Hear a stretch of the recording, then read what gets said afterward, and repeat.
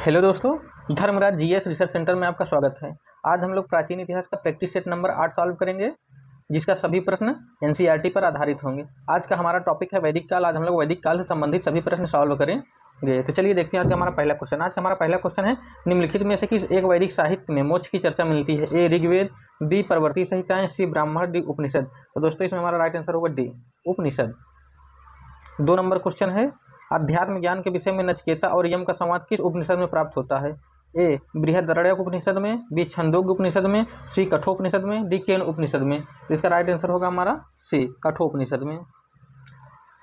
हमारा 3 नंबर प्रश्न है, नचिकेता आख्यान का उल्लेख मिलता है? ए अथर्ववेद में, बी शतपथ ब्राह्मण में, सी कठोपनिषद में, डी बृहदारण्यक उपनिषद में। इसका राइट आंसर होगा सी कठोपनिषद में। नचिकेता आख्यान का उल्लेख जो है कठोपनिषद में मिलता है। हमारा 4 नंबर प्रश्न है, उपनिषद काल के राजा अश्वपति शासक थे? ए काशी के, बी केकय के, सी पांचाल के, डी विदेह के। तो उपनिषद काल के राजा अश्वपति जो थे, शासक जो थे, वो बी केकय के थे। तो यहाँ हमारा राइट आंसर बी होगा, केकय के शासक थे। प्रश्न नंबर 5, निम्नलिखित में से वैदिक साहित्य का सही क्रम कौन सा है? ए वैदिक संहिताएं, ब्राह्मण, अरण्यक, उपनिषद, बी वैदिक संहिताएं, उपनिषद, अरण्यक, ब्राह्मण, सी वैदिक संहिताएं, अरण्यक, ब्राह्मण, उपनिषद, डी वैदिक संहिताएं, वेदांग, अरण्यक, स्मृतियां। तो हमारा 5 का राइट आंसर होगा ए वैदिक संहिताएं, ब्राह्मण, अरण्यक, उपनिषद। इनका सही क्रम, वैदिक साहित्य का सही क्रम कौन सा है? ये है वैदिक संहिताएं, ब्राह्मण, अरण्यक, उपनिषद। हमारा 6 नंबर प्रश्न है, आरंभिक वैदिक साहित्य में सर्वाधिक वर्णित नदी है?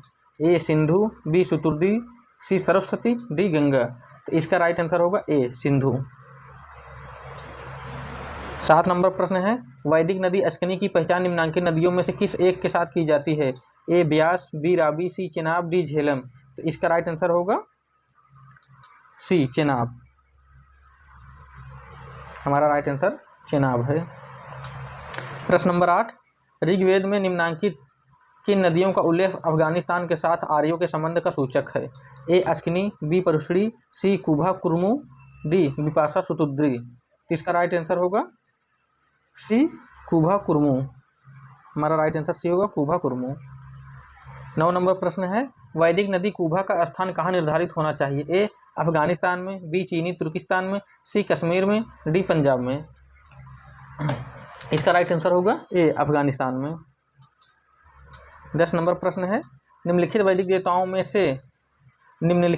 देवताओं में किसे उनका पुरोहित माना जाता था? ए अग्नि, बी बृहस्पति, सी धौस, डी इंद्र। तो इसका राइट आंसर होगा बी बृहस्पति। 10 का राइट आंसर बी बृहस्पति। प्रश्न 11, निम्नलिखित में से कौन सी वह ब्रह्मवादिनी थी जिसने कुछ वेद मंत्रों की रचना की थी? ए लोपामुद्रा, बी लीलावती, सी गार्गी, डी सावित्री। इसका राइट आंसर होगा ए लोपामुद्रा। हमारा 12 नंबर प्रश्न है, ऋग्वैदिक काल में निष्क शब्द का प्रयोग एक आभूषण के लिए होता था, किंतु परवर्ती काल में उसका प्रयोग इस अर्थ में हुआ? ए शस्त्र, बी कृषि औजार, सी लिपि, डी सिक्का। तो इसका राइट आंसर होगा डी सिक्का। हमारा 13 नंबर प्रश्न है, ऋग्वैदिक काल में निष्क किस अंग का आभूषण था? ए कान का, बी गला का, सी बाहु का, डी कलाई का। इसका राइट आंसर होगा बी गला का। प्रश्न नंबर 14, प्राचीन भारत में निशाका जाने जाते थे? ए स्वर्ण आभूषण, बी गायें, सी तांबे के सिक्के, डी चांदी के सिक्के। इसका राइट आंसर होगा ए स्वर्ण आभूषण। निशाका जो है स्वर्ण आभूषण के नाम से जाने जाते थे। प्रश्न 15, निम्नलिखित अभिलेखों में से कौन सा ईरान से भारत में आर्यों के आने की सूचना देता है? ए मानसेहरा, बी बोगजकोई, सी शहबाजगढ़ी, डी जूनागढ़। इसका राइट आंसर होगा बी बोगजकोई। प्रश्न 16, निम्नलिखित में से किसने आर्यों के आदि देश के बारे में लिखा था? A Shankaracharya, B Annie Besant, C Vivekananda, D Bal Gangadhar तिलक। तो दोस्तों यह आप लोगों के लिए होमवर्क होगा, इसका आंसर आप लोग कमेंट बॉक्स में जरूर दीजिएगा।